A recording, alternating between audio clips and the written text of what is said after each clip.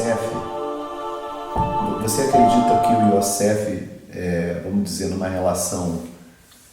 Acho que você já me respondeu isso, que na verdade o Yosef não seja como um orixá, né? Porque na verdade o africano entende o orixá como uma força da natureza, né? Sim. E que ele, para exemplificar essa força da natureza para os seres humanos, aí eles fazem uma antropomorfia, né? Bota a água, a energia da água e das pedras de cachoeira como uma mulher Oxum que fica penteando o cabelo com um espelho, a energia do mar é a Iemanjá, o prana solar é Oxalá, aquele velho negro com um cajado, né, que eles chamam de Opachorô. Quer dizer, eles humanizam a imagem da força da natureza. Mas você acha que não é o caso, que no caso o Yosef não tem nada a ver com Yansan, que é a rainha dos raios e dos ventos, não, né? Não tem a ver. É uma outra coisa, né? Eu acho que o conhecimento, ele nos leva a fazer várias coisas que são muito, muito próximas de nós, mas que nós temos algumas dificuldades para entender por enquanto, né? Então, por exemplo, quando eu estava em Manaus, eu fui convidado para ver o pessoal, o corpo de bombeiros que trabalhava com fogo, eles tacavam fogo nos pneus, né? E você tinha que apagar aquele fogo, né? E eu fui até lá para ver aquilo. Quando eu olhei o fogo que eles colocaram, eu vi várias consciências do fogo, entendeu? E elas simplesmente, elas vão eu falei, caramba, como é que eu vou apagar uma coisa dessa? Né? Porque você tá fazendo tomando uma atitude belicosa, né, com relação a eles. Eu falei, eu vou ter que pedir licença para eles, para poder apagá-los, porque senão fica difícil, né? Você joga água, né, em cima deles, eles jogam muita água, e eu estou tirando a vida dessas consciências do fogo. Então eu pedi licença, né, para conscientemente eu pedi licença. Eu falei, olha, vocês me perdoem, mas eu vou ter que apagar vocês, porque isso aqui é um treinamento que a gente faz, né? E eu sei que vocês estão aí, mas isso aqui, com a consciência que esse povo tem, eles têm que realmente fazer isso. Aí, simplesmente, o fogo começou a sumir, entendeu?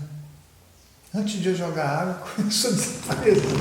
Eu falei, ai meu Deus, deixa eu jogar água, senão vai ficar difícil.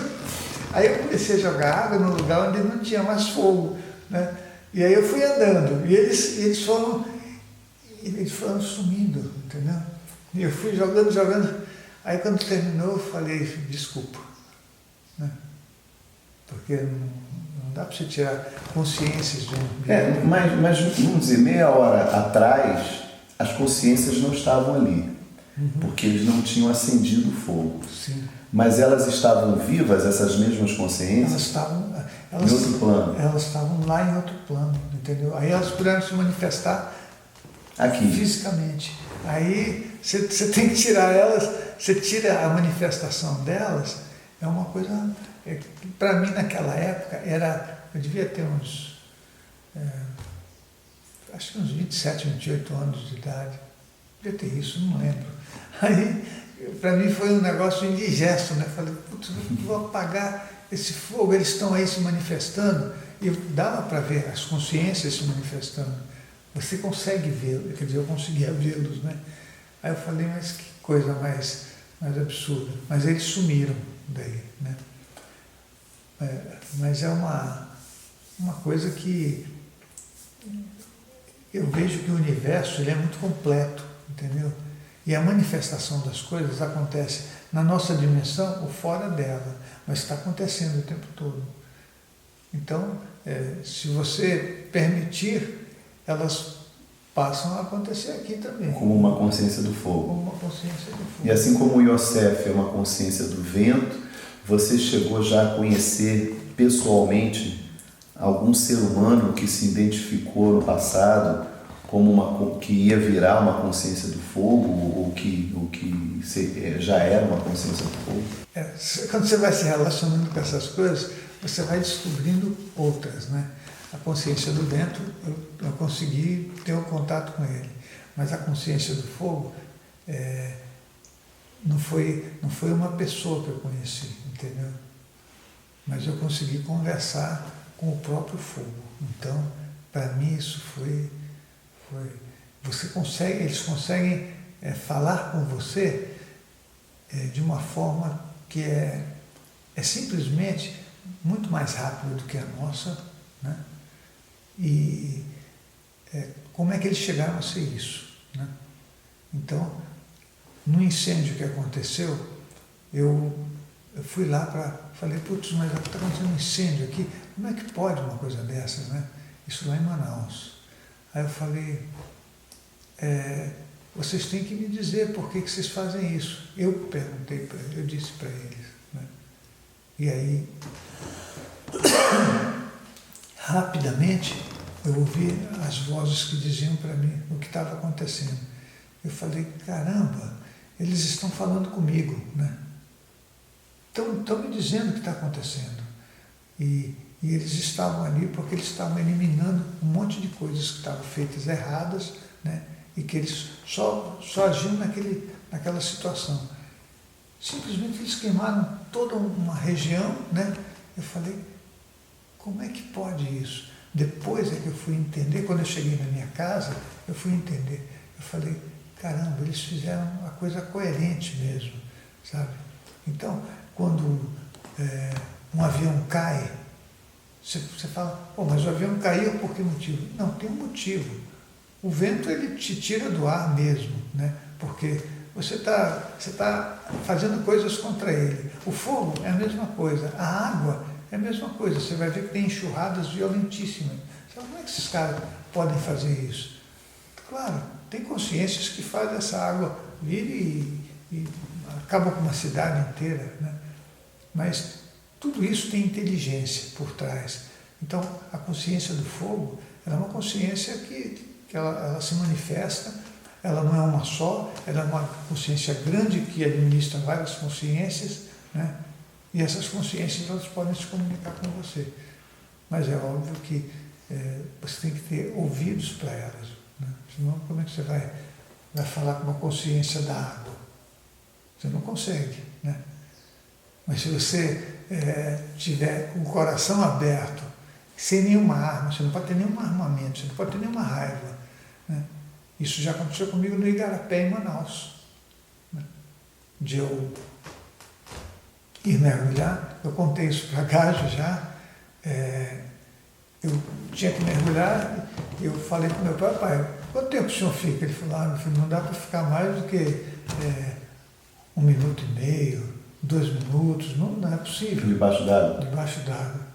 Aí eu fui, primeira vez, aí quase morri afogado, fui a segunda, aí eu fui indo, de repente eu estava ficando 5 minutos debaixo d'água. Aí eu falei, mas eu tenho que ficar 6 minutos. E aí eu ouvi a consciência da água falar comigo. Falou, você pode ficar. E eu fiquei 6 minutos. Eu falei isso para você. Fiquei 6 minutos debaixo d'água.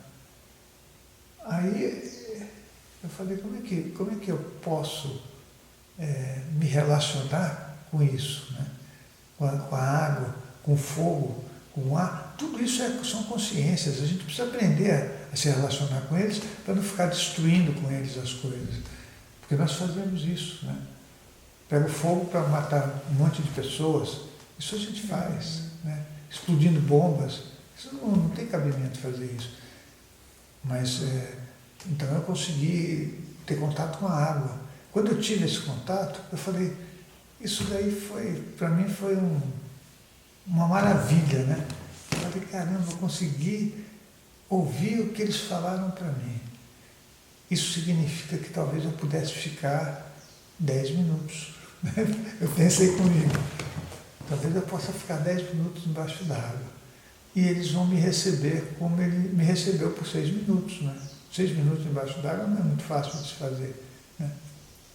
Mas eu falei, mas é possível, porque a minha respiração ela é muito lenta quando eu me projeto.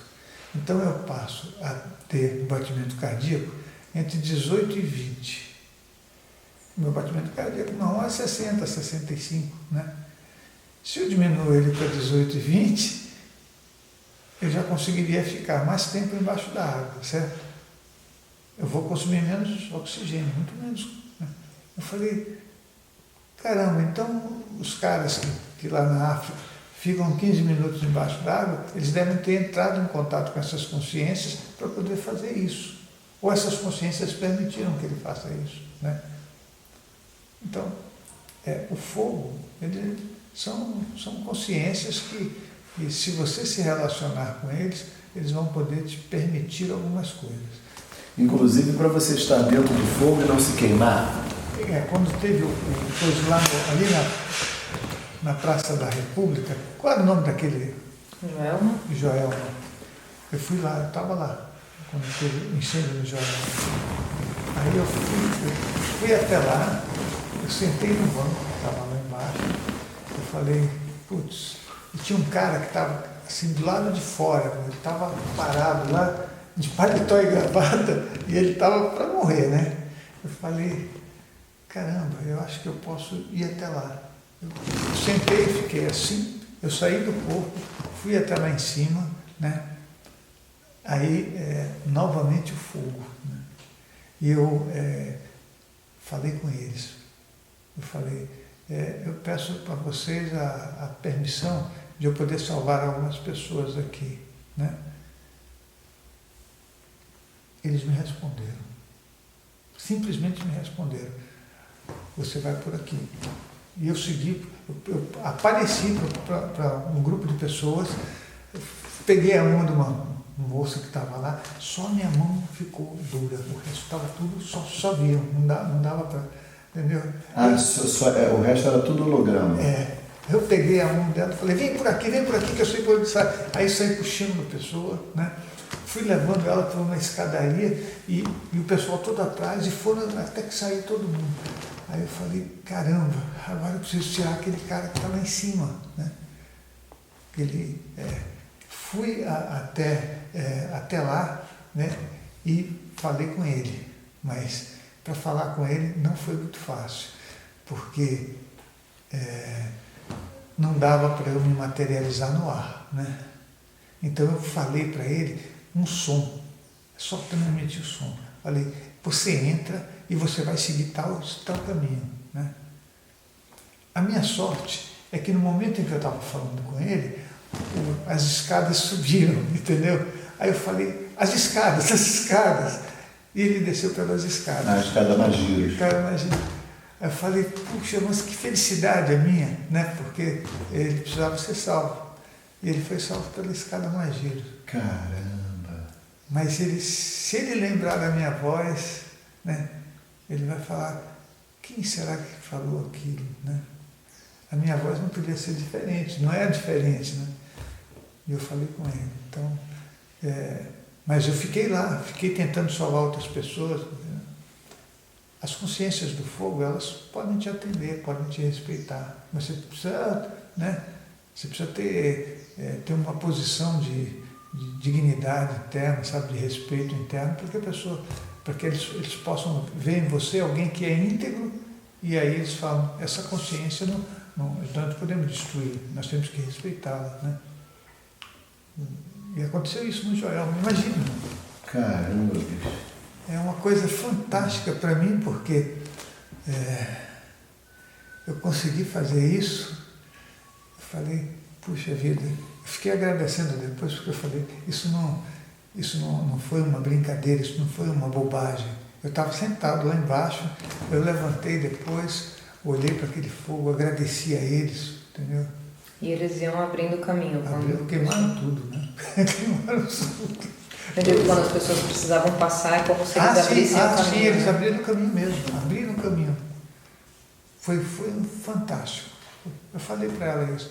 Eu falei, caramba, eu peguei a mão da moça que estava lá, chamei todo mundo e fomos descendo e saímos. E o fogo abriu o caminho. Foi impressionante. Caramba. Eu falei, Pô, isso aí precisa estar na história. isso foi fantástico. Foi fantástico mesmo. E o mais fantástico para mim é eu estar lá naquele local e ter tido essa chance, entendeu? Porque eu sentei, baixei a cabeça. Mas como é que você estava lá naquele local? Você estava passando por lá à toa ou você foi Não, eu chamado? estava voltando da casa de uma pessoa. Eu tinha que ir até lá para depois voltar para minha casa, entendeu? Aí fui até a Praça da Bandeira, quando cheguei na Praça da Bandeira, aconteceu isso, eu falei, putz, eu preciso fazer alguma coisa aí. Abaixei minha cabeça, saí do corpo, fui até lá. Porque eu vi o cara parado, né? Mas só que quando eu cheguei lá e vi um monte de gente gritando, aí eu falei, eu vou ter que salvar mais pessoas do que... E aí você conseguiu materializar a tua mão. A mão, sim. Como que você conseguiu materializar a tua mão? Você estava com reserva de força? Sim. Naquela época eu tinha toda a energia do mundo, eu era jovem, né? Eu peguei, dei a mão para a moça e falei, vamos comigo. E aí nós fomos descendo, fomos correndo, era uma fumaça lascada, né? Descemos, saímos de lá. Mas isso aí são coisas que acontecem na vida da gente que nós não enxergamos, né? Quando eu estava na Bahia, eu estava lá naquele lugarzinho. Qual é o nome daquele lugar? Acho que é Abaeté, sim. A Lagoa do Abaeté? Abaeté, estava lá. Né? Que fica em Itapuã. Fica em Itapuã. A Lagoa do Abaeté, que é ali em cima, assim. Sim, eu estava lá. Estava num canto que tinha lá com o pessoal. Aí eu fui para a praia, cheguei lá, tinha um cara se afogando. Eu falei, mas que é isso? Não pode se afogar. Pulei na água, o cara devia estar daqui mais ou menos até esse pau. Meu Deus do céu, pulei na água, já era. Coisa fazia assim com você, meu, você ia para trás, cara. Sabe por quê? Eu virei um bom conhecedor daquela área ali, né? Na gravidez aí da Luísa, nós fomos várias vezes ali e eu fiquei ali na praia. Ali tem muita pedra embaixo. Na maré baixa são piscinas naturais, lindas ali. Então, como tem muita pedra, causa um refluxo profundo, ela te puxa para baixo. Porque a água bate ali e entra dentro daquelas microcavernas ali dos recifes. Sim. Tem muita pedra ali. Eu fiquei lá numa situação horrível. Aí o cara que eu fui salvar, vai embora, porque nós vamos morrer. Eu falei, não, vamos em frente, vamos tentar. E eu tentava nadar, então não saía do lugar, meu, porque o negócio vai te puxando para trás. Aí pularam mais 5 pessoas, um para ajudar o outro. Ficaram 7 pessoas dentro da água. Né? E eu lá, e eu fui indo para o meio do mar, fiquei uns 150 metros mais ou menos. Aí quando o mar estava assim, eu não via a praia. Quando ele estava assim, ficava todo mundo lá embaixo. Ficou nessa coisa, né? Aí me aparece um cara. O cara vem com 2 boias, nadando. Chega lá, falou comigo, enfia a mão aqui. Aí um outro cara quis enfiar, ele deu um soco no sujeito. O cara caiu, ele enfiou o braço do cara. Falou, segura esse homem aí, que ele... Aí foi levando a gente, só que ele levou, ao invés de... A praia estava aqui, ele levou para cá. Pô, aqui dava pé. Eu falei, pô, como é que pode? Eu saí andando assim. Por causa das pedras. Tem muita pedra, você deve ter saído pisando numa pedra. Sim. Aí eu saí pulando assim, e fui indo. Eu falei, que coisa mais horrível. Aí cheguei na praia, né, caí, acabado, fiquei 1h30. 1h30. Cansado? Não, 1h30 dentro da água. Eu falei, eu vou morrer, não tem jeito. Aí o cara apareceu. Aí eu estou na praia, caído lá, eu falei, cadê o cara que salvou? Ele falou, que cara? Eu falei, aquele senhor que salvou a gente. Ele falou, ninguém salvou vocês não. Eu falei, como não? Eu falei, ninguém salvou vocês, vocês vieram por ali pelas... Eu falei, putz. Aí quando eu entrei lá dentro do coisa, né, do camping, eu falei com um rapaz lá, o nome dele eu lembro até hoje, seu Francisco. Eu disse, Francisco, me diga uma coisa, quem é aquele rapaz que ajuda as pessoas? Ele falou, que rapaz? Eu falei, é um rapaz baixinho, meio moreno, né? Ele nada muito bem. Ele falou, não tem ninguém com essa coisa aqui não. Eu falei, mas ele acabou de salvar a gente. Ele falou, não tem ninguém com esse... Eu falei, como não tem ninguém? Como é que eu fui salvo? Ele falou, eu não sei. Você sabia que eu já encontrei com outras pessoas que foram salvas também ali, em Itapuã, por pessoas que depois não apareceram mais. E eu falei do teu relato para essa pessoa. A Marta vai se lembrar. A Marta vai se lembrar com quem? Mas não foi só uma pessoa, não, foi mais de uma. Além de você. Ninguém, quer dizer, deve ter alguma consciência lá que faz esse trabalho, né? Porque depois... Que ele ainda gritou, ninguém se afoga aqui na minha praia. Não, depois uma mulher levou uma criança para lá. E a criança conseguiu sair da água. E ela não entendeu o porquê, entendeu? A criança saiu da água como se estivesse nadando. No mesmo dia? Não, uns 2 ou 3 dias depois. Aí a criança saiu fazendo assim e ela falou, mas minha filha não sabe nadar. A garota caiu dentro da água e saiu assim, balançando a mão e chegou na praia.